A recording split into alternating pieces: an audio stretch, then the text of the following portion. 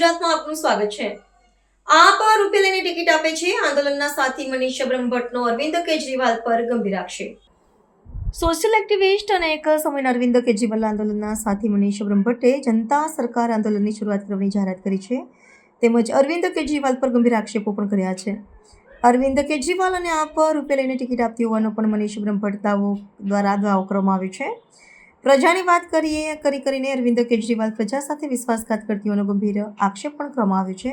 તેમજ જો સ્થાનિક સ્વરાજ્યની ચૂંટણીમાં અન્ય પાર્ટીઓ મેરિટ પ્રથા લાગુ નહીં કરે તો પ્રજા માટે અલગથી પાર્ટી બનાવી ચૂંટણી લડવાની તૈયારી પણ દર્શાવી છે। આમ આદમી પાર્ટી સ્થાનિક સ્વરાજ્યની ચૂંટણી માટે તમામ બેઠક પર ઉમેદવાર ઉતારવાની તૈયારી કરી રહી છે, જેને લઈને અરવિંદ કેજરીવાલ 4 દિવસ ગુજરાતના પ્રવાસે આવી રહ્યા છે। જે પહેલા જ અરવિંદ કેજરીવાલના આંદોલનના સાથીએ મોટો ખુલાસો કર્યો છે।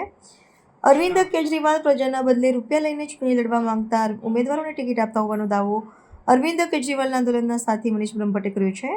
આમ આદમી પાર્ટી સ્થાનિક સ્વરાજ્યની ચૂંટણીના માટે ઉમેદવાર જાહેરાત કરે તે પહેલા જ મોટો ખુલાસો કરવામાં આવતા રાજકીય હલચલ તેજ થઈ ગઈ છે। તેમજ અરવિંદ કેજરીવાલ પ્રજાના હિત માટે કામ ન કરતા હોવાનો પણ દાવો મનીષ બ્રહ્મભટ્ટ દ્વારા કરવામાં આવ્યો છે। અરવિંદ કેજરીવાલે પણ આક્ષેપ કરતા મનીષ બ્રહ્મભટ્ટે જણાવ્યું હતું કે અરવિંદ કેજરીવાલને આમ આદમી પાર્ટી બનાવવા માટેનો પ્લાન પણ અમે જ આપ્યો હતો। આંદોલન બંધ કરીને પાર્ટી બનાવવા માટેનું સૂચન કર્યું હતું। પ્રજા પોતાની પસંદગીથી નેતા નક્કી કરશે અને તેમના આધારે સરકાર ચાલશે તેવું કહ્યા બાદ આમ આદમી પાર્ટી બનાવવામાં આવી હતી। 2014માં અરવિંદ કેજરીવાલે રૂપિયા લઈને ગમે તેને ટિકિટ આપવાનું શરૂ કર્યું હતું। આઝાદ ભારતનો સૌથી મોટો વિશ્વાસઘાત નેતા હોય તો તે અરવિંદ કેજરીવાલ છે। પ્રજાનું શાસન ઈચ્છે છે તો પંજાબમાં કાયદો બનાવે। ગુજરાતના તમામ કાર્યકર્તાઓને કહીએ છીએ કે અરવિંદ કેજરીવાલ પ્રજા સાથે વિશ્વાસ કરે છે। પોતાનું કામ કરવાના બદલે અરવિંદ કેજરીવાલે પ્રજા સાથે વિશ્વાસઘાત કર્યો છે। પોતાની પાર્ટી બનાવવાની વાતને લઈને મનીષ બ્રહ્મભટ્ટે જણાવ્યું હતું કે ચૂંટણી પહેલા સિલેક્શન આપવામાં આવશે।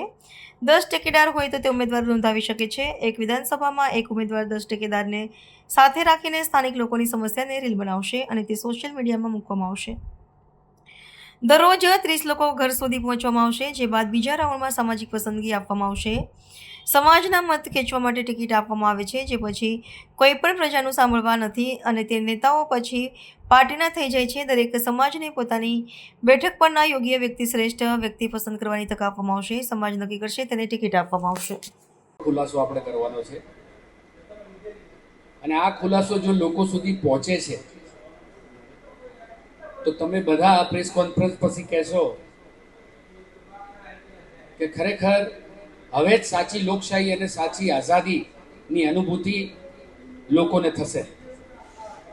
બસ આટલું તમને કહું છું કે બહુ મોટી આમ સામાન્ય બાબત છે, પણ જ્યારે સમજીએ ત્યારે ખબર પડે કે આઝાદી પછી આજ દિન સુધી પ્રજાની તમામ સમસ્યાઓનું એક જ કારણ છે અને આ એક જ કારણના લીધે પ્રજા અન્યાય, અત્યાચાર ને શોષણ સહન કરે છે અને તમામ સમસ્યાઓ સહન કરવા માટે પ્રજા લાચાર અને મજબૂર બનીને રહે છે। અમે ચૂંટણી લડવાની કોઈ પ્રક્રિયામાં જઈ નથી રહ્યા અને અમારો કોઈ એવો વિચાર નથી। પ્રજાની પસંદગીના નથી, માત્ર પક્ષોની પસંદગીના છે અને પક્ષોની પસંદગીના છે એટલે પક્ષના હાઈકમાન્ડના કહ્યું જ સાંભળે છે। પ્રજા માટે અવાજ ઉઠાવતા નથી। એક વિસ્તારમાં દારૂના અડ્ડા ચાલતા હોય, એક વિસ્તારમાં ભ્રષ્ટાચાર ચાલતો હોય, એક વિસ્તારમાં પ્રજા અનેક સમસ્યાઓ ભોગવી રહી હોય, ત્યારે જ્યારે જીતેલો ઉમેદવાર સરકારમાં હોય એની જવાબદારી છે બોલવાની, અવાજ ઉઠાવવાની। પ્રજાએ રેલીઓ ના કરવાની હોય, પ્રજાએ ધરણા ના કરવાના હોય। પ્રજાએ તો તમને ચૂંટીને મોકલ્યા, પ્રજા માલિક છે, પણ પ્રજાને લાચાર બનાવી દેવામાં આવી છે। એટલે તમામ સમસ્યાઓનો મૂળ જે છે એ આ ટિકિટ પ્રથા, પ્રજાની પસંદગીનો ઉમેદવાર નથી, આ જ છે એનો ઉપાય મેરિટ પ્રથા જ છે। આ વાતને દરેક સુધી પહોંચાડ કે કોઈ પણ ઇતિહાસના કોઈ પણ નેતા બન્યા, વિચાર એક ક્રાંતિ છે, વિચાર સાચો લાગે, પારદર્શી લાગે અને એમ લાગશે। અરવિંદ કેજરીવાલને મેં જોયું ત્યારે તમને શરૂઆતમાં કીધું કે એક પ્લાસ્ટિકની ચેર લઈને ઓફિસમાં બેસતા હતા, એમની પાસે પણ કંઈ નહોતું। મેં અમિતભાઈને પણ 2013માં જ્યારે રૂબરૂ મળ્યો ત્યારે જોયું છે કે એમને પણ શક્યતાઓ ખબર નહોતી કે સરકાર બનવાની છે। તમામ લોકો ગુજરાતના જેટલા જોડીશું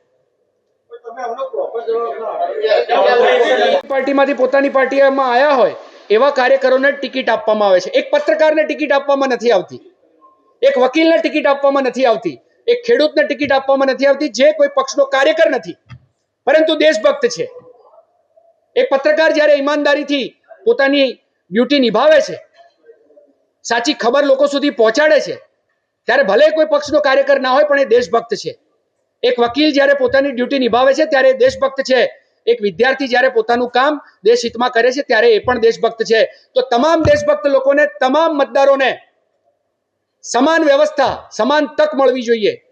એમને પણ ભલે કોઈ પાર્ટીનો ઝંડો લઈને ફરતા ના હોય, રેલીમાં ના જતા હોય, ધરણા ના કરતા હોય કે કોઈ પણ પાર્ટીના નેતાના જય જયકાર ના કરતા હોય, પણ એમને આ મેરિટ પ્રથામાં ઉમેદવાર બનીને સરકારમાં જવાનો અધિકાર મળવો જોઈએ. આ કોઈ પાર્ટીઓની મોનોપોલી નથી, પણ મોનોપોલી બની ગઈ છે અને એટલા માટે જ આજે આપણે સમસ્યાઓ ભોગવી રહ્યા છીએ.